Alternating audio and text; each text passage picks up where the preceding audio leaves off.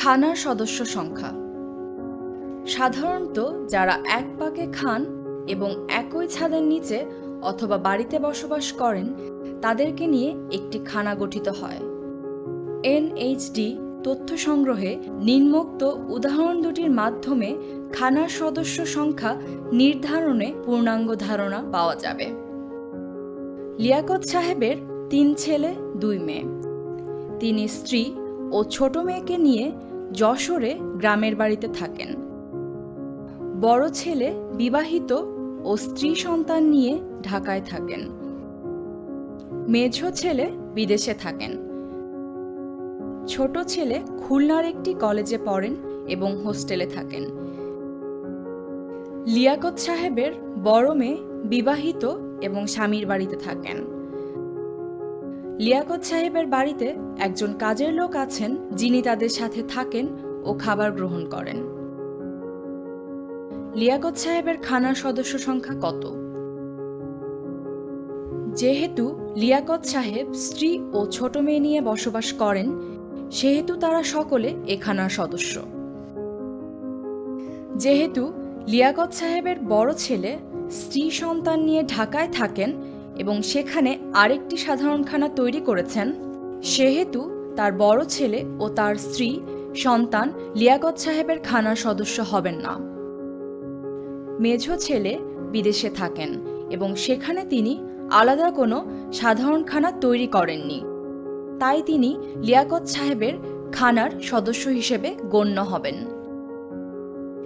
ছোট ছেলে খুলনার একটি কলেজে পড়েন এবং হোস্টেলে থাকেন। তিনিও সেখানে আলাদা কোনো সাধারণ খানা তৈরি করেননি, তাই তিনি লিয়াকত সাহেবের খানার সদস্য হিসেবে গণ্য হবেন। লিয়াকত সাহেবের বড় মেয়ে যেহেতু বিবাহিত এবং স্বামীর বাড়িতে থাকেন সেখানে তিনি আরেকটি সাধারণ খানার সদস্য, তাই তিনি লিয়াকত সাহেবের খানার সদস্য হবেন না। লিয়াকত সাহেবের বাড়ির কাজের লোক কুলসুম লিয়াকত সাহেবের বাড়িতে থাকেন ও খাবার গ্রহণ করেন। কুলসুমের স্বামী, সন্তান ও পরিবারের অন্যান্য সদস্যদের নিয়ে আরেকটি সাধারণ খানা রয়েছে এবং সেখানে তার যাতায়াত এবং সম্পর্ক রয়েছে, তাই কুলসুম ওই খানার সদস্য হবেন এবং লিয়াকত সাহেবের খানার সদস্য হবেন না। অতএব লিয়াকত সাহেবের খানায় 5 জন সদস্য আছে। শরীফ সাহেবের 2 ছেলে 4 মেয়ে। শরীফ সাহেব ঢাকায় একটি প্রতিষ্ঠানে চাকুরি করেন এবং ঢাকায় ভাড়া বাসায় সপরিবারে না থেকে একাই থাকেন। তার স্ত্রী পরিবানু কুমিল্লায় একটি প্রতিষ্ঠানে চাকুরি করেন।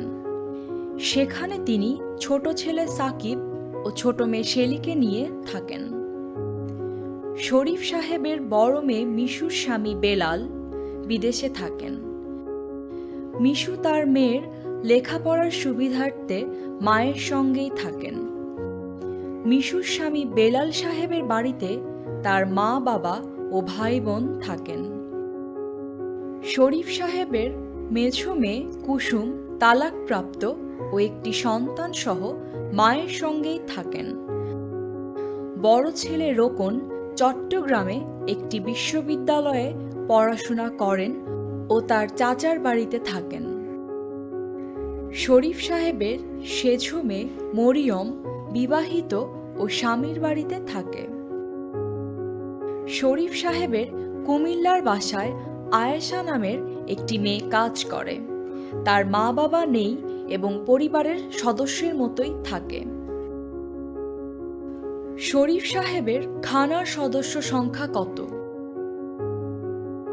যেহেতু শরীফ সাহেবের স্ত্রী ও সন্তানাদি কুমিল্লায় থাকেন সেহেতু কুমিল্লার বাড়িটি খানা হিসেবে বিবেচিত হবে এবং সেখানে স্ত্রী ও 2 সন্তান ওই খানার সদস্য। শরীফ সাহেব যেহেতু ঢাকায় একা থাকেন তিনিও কুমিল্লার খানার সদস্য। শরীফ সাহেবের বড় মেয়ে মিশু তার সন্তান সহ মায়ের সঙ্গে থাকলেও যেহেতু তার স্বামী বেলাল সাহেবের আলাদা একটি খানা আছে, সেহেতু তিনি শরীফ সাহেবের খানার সদস্য হবেন না, বরং বেলাল সাহেবের মা বাবার খানার সদস্য হবেন। মেঝো মেয়ে কুসুম তালাকপ্রাপ্ত ও একটি সন্তান সহ মায়ের কাছে থাকে।